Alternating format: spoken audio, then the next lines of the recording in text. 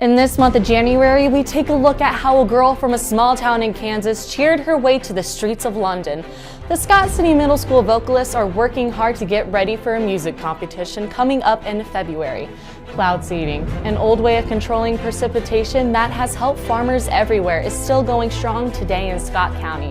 Then, we'll take you to a group of students fighting to get their name out as Scott Community's forensics team to show us what they're all about. Computer coding, a way for elementary students to see their favorite games come to life. Scott City's wrestling program has come a long way over the years and their progress is substantial. Finally, a peek at a documentary of Scott County's very own Battle Canyon and a commentary from one of our producers about student athletes. I'm Macy Burning and this is the Beaver Backtrack.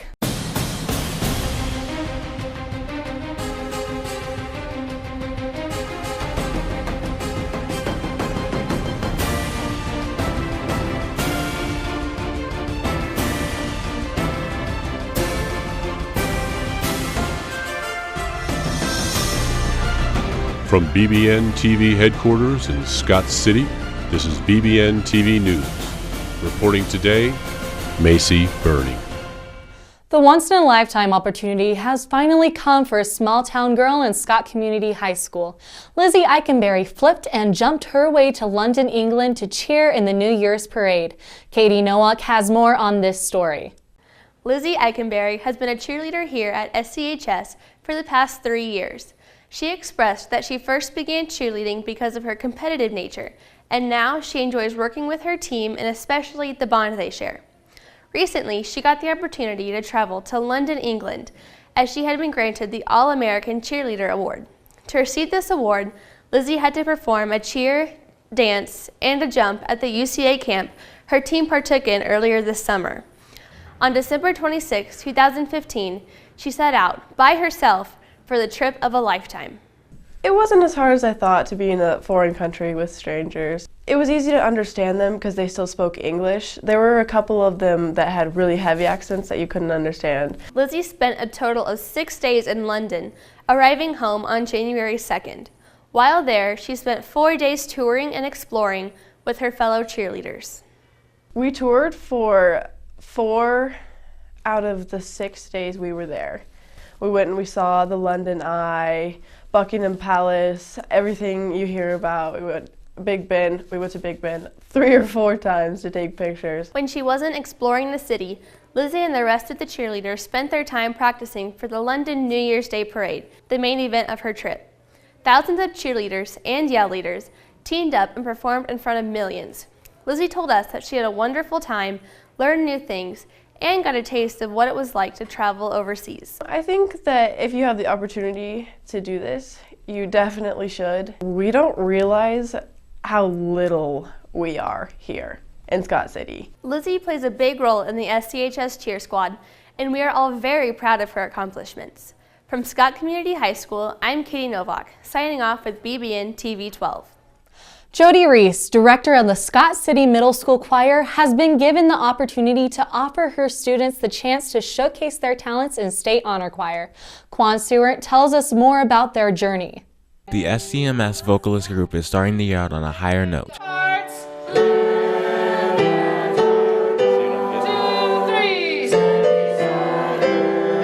These practices that we hold for the students are during off times. So they either come in early in the morning or they come in during their lunchtime or silent reading time or soon to be after school. There was a total of 15 students selected for the Kansas Music Educators Association Southwest Honor Choir. These are great opportunities for these young students to start developing their talents, and they really appreciate having another opportunity to go do that, and I think it's a great opportunity for them, like I said earlier, to sing with larger groups and find some kiddos around the state that are just like them. So it's something as a teacher and an educator that I appreciate too. All the music groups will come together to perform together in Wichita on the 26th of February. This has been Quan Stewart from the Beaver Broadcasting Network. Have you ever noticed airplanes flying around during a storm in the summer? Have you ever wondered what they're doing? Well, these airplanes are being piloted for a process called cloud seeding. Chandler Jansen and Zaire Peregrino had the opportunity to speak with Kyle Spencer about this. Cloud seeding was discovered in the 1940s and started as a program in the 1950s. Cloud seeding is a process to make clouds more efficient throughout the precipitation process. Companies that associate with cloud seeding help develop precipitation, decrease hail, and disperse fog. During a drought, that's one of the worst times to actually implement a cloud seeding program. Meteorologists find the forecast for the pilots. They look out for potential clouds and let one or more pilots know so that the pilots can patrol the area. When we're actually treating clouds to try to reduce hailstones, all you're really doing is trying to change the form of the precipitation that reaches the surface. So you're hopefully increasing rainfall at the expense of decreasing hailstones. Kyle Spencer has been involved in a cloud seeding program since 1987. Not only has he worked in a cloud seeding in Scott County, but also in California. Cloud seeding is only one of the jobs that Kyle has as a manager for the groundwater district. The program was initially started to help reduce demands on the Ogallala Aquifer and reduce hail damage on crops. Hailstones form in very vigorous clouds when there's lots of water, but an inadequate amount of condensation nuclei, so they keep recirculating and growing bigger and bigger and bigger until finally they reach a mass or weight that collapses out the updraft and falls out, which of course damages crops, and that's what we're trying to prevent. We can't always control the clouds. Cloud seeding can be done only on the ones that are already formed. During a drought period, often you get very few clouds to work with, and a lot of times the quality of those clouds are not very good anyway, because the atmosphere just really not setting itself up well to be real productive in the precipitation process. These are just the basics. Kyle Spencer provided a great opportunity for us to inform our community about cloud seeding. I'm Chandler Jansen. And I am Zaire Peregrino, here with the Beaver Broadcasting Network. Not known to very many people, forensics has brought teams from all over the world to compete against each other in speaking events. In their first meet, the Scotts Community Forensics team placed second overall at Southwestern Heights. I had the chance to report on this story. For many years, students have been participating in Scott City's forensics team. Like many people, you might ask what forensics is. Forensics is a public speaking and acting event that students participate in to ultimately win first or second in order to get into state competition. I asked a few students what their goals were for this season. They all seemed to have two things on their mind. To qualify for state and also to qualify for national forensics. Well, I want to qualify for state, and if I can go to nationals, that'll be really good too, because that's fun. Well, nationals is obviously something that I'm striving for, but state would be nice too. Summer Ford, coach of the Scott City Forensics team, also has goals set for her team this year. Well, my goal is always for them to go to tournaments and be successful. We have built a reputation as Scott City that we are very talented and we come and we compete. So my goal is for them to be successful, and I think we determine success by qualifying for state. And then we are also participating on a national level. So their long-term goal is to compete and qualify for a national tournament. We have two options. One is in Sacramento, California this year, and the other is in Salt Lake City, Utah. So I think that's how we deem success, and how all of our goals are to perpetually get to those goals. The forensics team needs your help to get them to nationals this year. An enjoyable fundraiser coming up is the Mr. SCHS pageant. We do have some fundraisers coming up. Probably the most exciting one coming up is the Mr. SCHS pageant.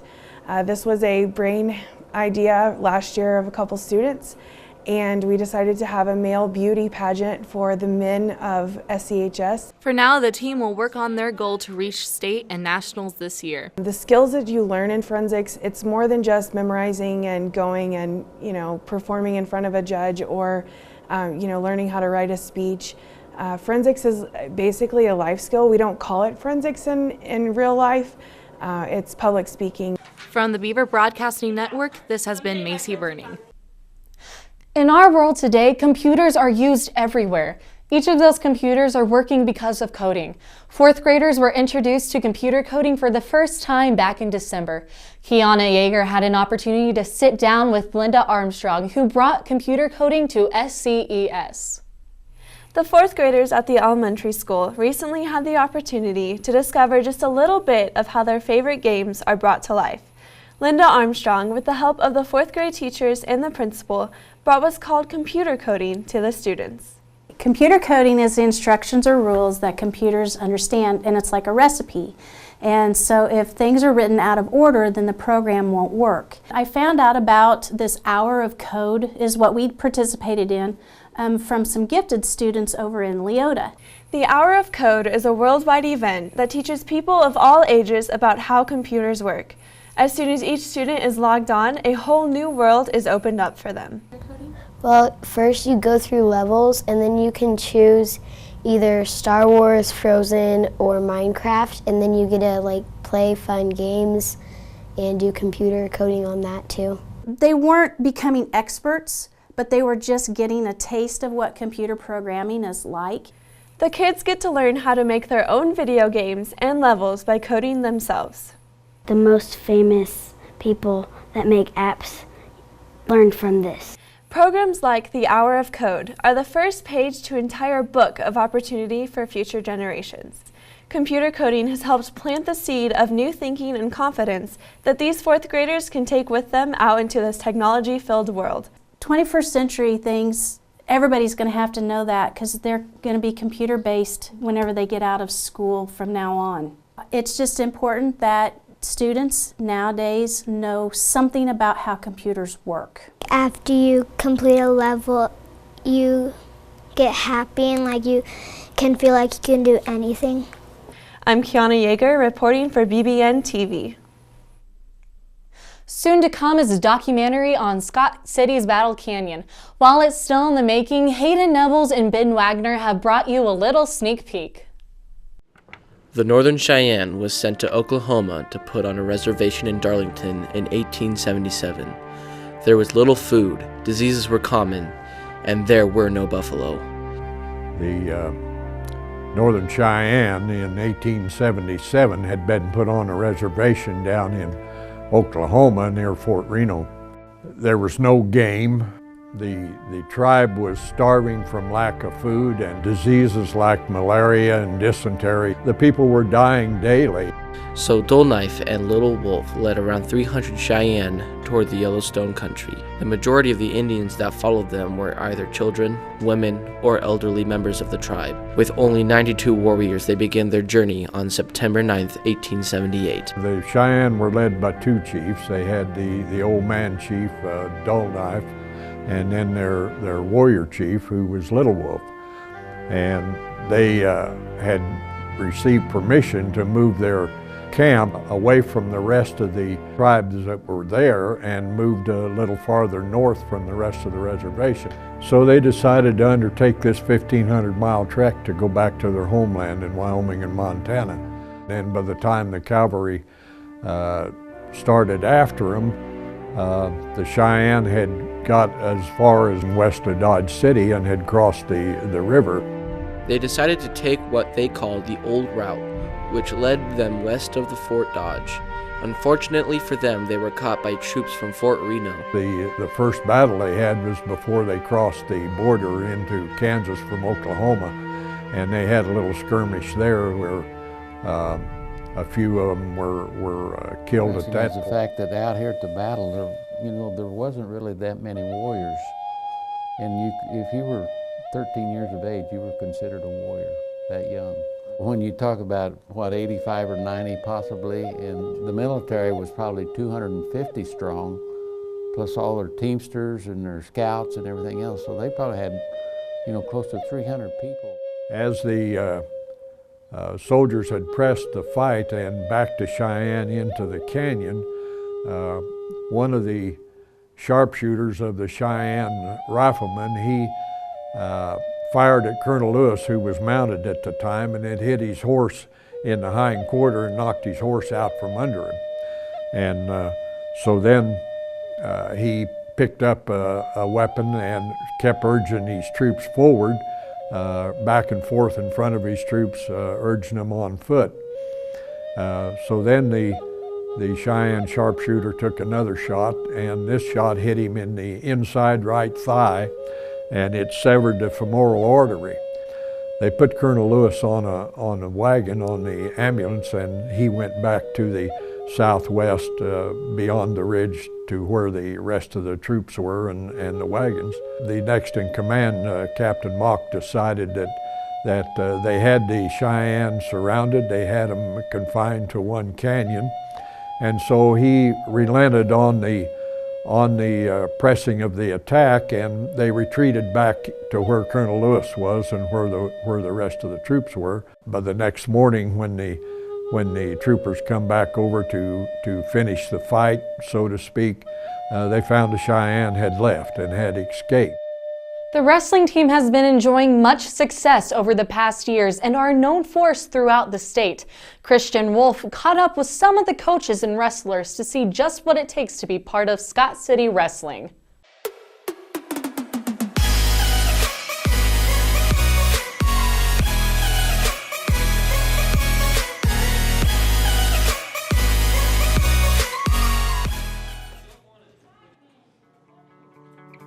Coach Lippelman explains how wrestling doesn't just make you a better wrestler, but what comes out of wrestling when you achieve your goals. They make good wrestlers, good community members, and great human beings. Our program has progressed this year in a sense that we've noticed people getting better, and that's what we're always looking for. Some of those beginners are starting to not make the same mistakes as they've made early in the season, and they're starting to win some matches. Zach has been wrestling ever since he was 5 years old. For 13 years now, he strives to get better and better every year.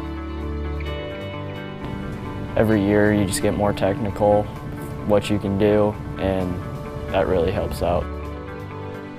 I'm definitely excited for state this year, state and regional competition.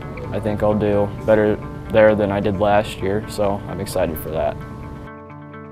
Zach has also managed to achieve the state title in his weight class at 106 pounds in the year 2015. We have a very consistent program, and we're always putting people at the top of the medal stands, at the end of the year.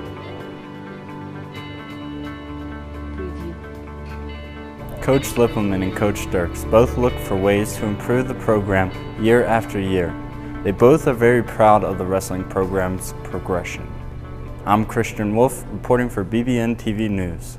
To wrap up this month's broadcast, Kiana Yeager has produced a commentary on how hard it is to be a student and an athlete in high school. I'm a student, athlete, but which should come first? My teachers are demanding homework. My coaches are demanding full commitment to the team. So which should come first? And don't get me started on a normal sleep schedule or a social life. After a 2+ hour practice, I go home to a couple more hours of homework. So which should come first? It seems like all I ever do in life is play, study, repeat. It doesn't seem like there's ever enough hours in a day. How does anyone expect us to juggle everything happening in our lives? This isn't a circus. I'm only trying my best. I'm only trying my best. I come to class, I come to practice, but my focus is here. You can't expect me to be thinking about the quadratic formula or how the human body works while I'm working on my shot. You can't expect me to get away with dribbling in class. We're trying to balance it all, so cut us some slack. I'm a student, but I'm also an athlete, so you tell me which should come first. That will do it for us today. I'm Macy Burning, and for all of us at the Beaver Broadcasting Network, thank you for watching.